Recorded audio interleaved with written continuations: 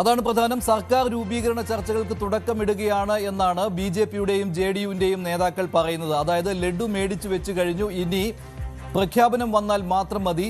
ബീഹാറിൽ ഭരണ തുടർച്ചയാണ് ഉണ്ടാകാൻ പോകുന്നത് എന്നാണ് എൻ.ഡി.എ ക്യാമ്പ് ഇപ്പോഴും പറയുന്നത്. മനു ഭരത് കൂടി ചേരുകയാണ്. മനു, കഴിഞ്ഞ തവണ എൻ.ഡി.എ സഖ്യത്തിന് വിജയം കിട്ടിയത് നിസ്സാര സീറ്റുകളുടെ വ്യത്യാസത്തിലാണ്. ഏതാണ്ട് 15 സീറ്റുകളുടെ വ്യത്യാസം മാത്രമായിരുന്നു ഉണ്ടായിരുന്നത്. ഇത്തവണയും ഏതാണ്ട് അതേ രീതിയിൽ തന്നെ ഫോട്ടോ ഫിനിഷായി മാറും എന്നുള്ള പ്രതീക്ഷയാണല്ലോ ഇപ്പോൾ എക്സിറ്റ് പോൾ ഫലങ്ങൾ വിശകലനം ചെയ്താലും. ചില എക്സിറ്റ് പോൾ ഫലങ്ങൾ പക്ഷേ അങ്ങനെയല്ല, വളരെയധികം കൂടുതൽ സീറ്റുകൾ എൻ.ഡി.എ സഖ്യത്തിന് കിട്ടുമെന്നും പറയുന്നുണ്ട്. എന്താണ് കഴിഞ്ഞ തവണത്തെ ഒരു ചിത്രം വെച്ച് നോക്കുകയാണെങ്കിൽ എന്ത് വ്യത്യാസത്തിനാണ് ഇത്തവണ സാധ്യത? ബീഹാറിൽ 243 സീറ്റുകൾ, അതിൽ കഴിഞ്ഞ തവണ 125 സീറ്റുകൾ നേടി എൻ.ഡി.എ അധികാരത്തിൽ വരുന്നു. 110 ഫിനിഷ് ചെയ്യുന്നു എം.ജി.ബി സഖ്യം. ഏതാണ്ട് അതേ രീതിയിലേക്കുള്ള ഒരു യാത്രയായിരിക്കുമോ ഇത്തവണയും? എന്താണ് മനുവിൻ്റെ ഒരു വിലയിരുത്തൽ?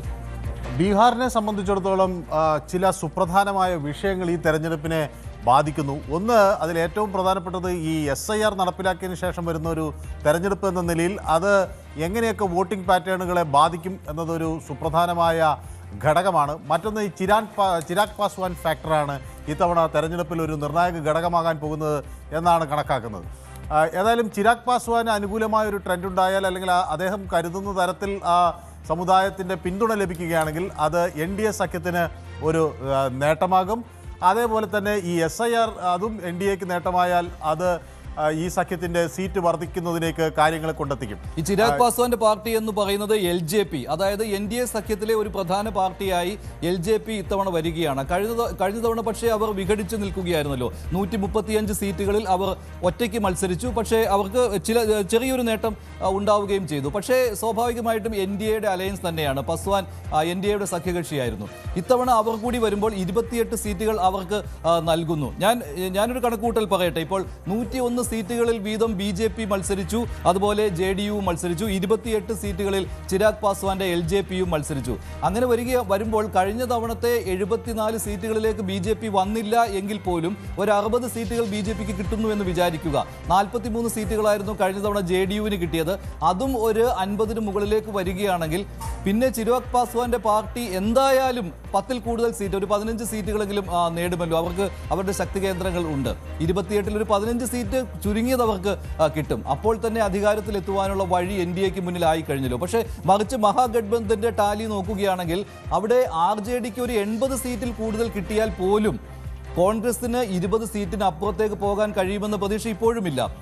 ഇടതു പാർട്ടികളുടെ ടാലി കൂടി നോക്കുകയാണെങ്കിൽ ഒരു 15 സീറ്റുകൾ ഒക്കെ കിട്ടിയേക്കും. എങ്കിൽ പോലും അധികാരത്തിൽ എത്തുവാനുള്ള ബുദ്ധിമുട്ട് അവിടെ ഉണ്ടല്ലോ. അതായത് RJD മികച്ച പ്രകടനം കാഴ്ചവെച്ചാൽ പോലും എം.ജി.ബി സഖ്യത്തിൽ ടാലി 122ലേക്ക് എത്തിക്കുക ബുദ്ധിമുട്ടായിരിക്കും. ഇങ്ങനെ ഒരു വിലയിരുത്തലാണല്ലോ പൊതുവേ ഉള്ളത്. അതേസമയം എൻ.ഡി.എയുടെ ടാലിയിൽ BJPക്കും JDUവിനും ഏതാണ്ട് തുല്യ സീറ്റുകൾ വന്ന ഒരു 60 സീറ്റുകൾ വീതം കിട്ടിയാൽ തന്നെ മറ്റു പാർട്ടികളുടെ ചിറകേറി അവർക്ക് സുഖമായിട്ട് കേവല ഭൂരിപക്ഷത്തിലേക്ക് വരാം. അതാണല്ലോ ഇപ്പോൾ ഒരു പൊതുചിത്രം വെച്ച് നോക്കുമ്പോൾ കാണാൻ കഴിയുന്നത്.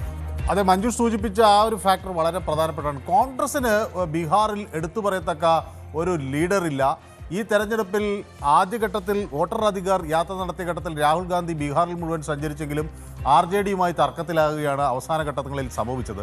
പിന്നീട് അദ്ദേഹത്തെ കാണാനില്ല എന്നുള്ളൊരു വിമർശനം വന്നു. കോൺഗ്രസ് ക്യാമ്പിൽ തന്നെ ചില ആശയക്കുഴപ്പങ്ങൾ വന്നു. ഇതൊക്കെയാണ് കോൺഗ്രസിനെ ഇത്തവണ ബാധിക്കാൻ പോകുന്ന ഒരു പ്രധാന ഘടകം എന്നത്. ഇതിൽ പ്രധാനമായും ഈ സീമാഞ്ചൽ മേഖലയിൽ ആണ് ഇത്തവണ ഒരു നേട്ടമുണ്ടാകും എന്ന തരത്തിൽ കോൺഗ്രസ് വെച്ചു പുലർത്തുന്നത്. പക്ഷേ അവിടെ ഈ ഒരു സാഹചര്യം എത്ര കണ്ട് സീമാഞ്ചൽ എന്ന് പറയുന്നത് ബീഹാറിൻ്റെ ഈ നോർത്ത് ഈസ്റ്റേൺ ഈ പ്രവിശ്യകളിലാണ്. ഇവിടെയാണ് AIMഉം അതുപോലെ ഉള്ള പാർട്ടികൾക്ക് ഒരു ശക്തമായ ആധിപത്യം ഉള്ളത്. അവിടെ ഈ മുസ്ലിം പോപ്പുലേഷൻ ചില പ്രത്യേക പ്രദേശങ്ങളിൽ വളരെ ശക്തമായ രീതിയിൽ തന്നെ ഉണ്ട്. അവിടെ 5 സീറ്റുകൾ AIMന് നേടാൻ കഴിഞ്ഞു. അതോടനുബന്ധിച്ച് വരുന്ന മറ്റ് പ്രദേശങ്ങളിലുള്ള സീറ്റുകളിലും ഈ വോട്ട് ഭിന്നിക്കുന്നു എന്നുള്ളത് കൊണ്ട് NDAക്കാണ് അവിടെ നേതൃത്വം കാണാൻ കഴിയും. നമ്മൾ അവിടെ വേണമെങ്കിൽ കോൺഗ്രസിനും RJDക്കും ജയിക്കാവുന്ന സീറ്റുകളാണ് സീമാഞ്ചൽ എന്ന് പറയുന്ന മേഖല. അവിടെയാണ് ഇപ്പോൾ ടാലി നോക്കുമ്പോൾ ഈ GDA എന്ന സഖ്യത്തിൽ അസസുദ്ദീൻ ഒവൈസിയുടെ പാർട്ടി AIMIM, ആ പാർട്ടി ഇത്തവണ 25 സീറ്റുകളിൽ മത്സരിക്കുകയായിരുന്നു.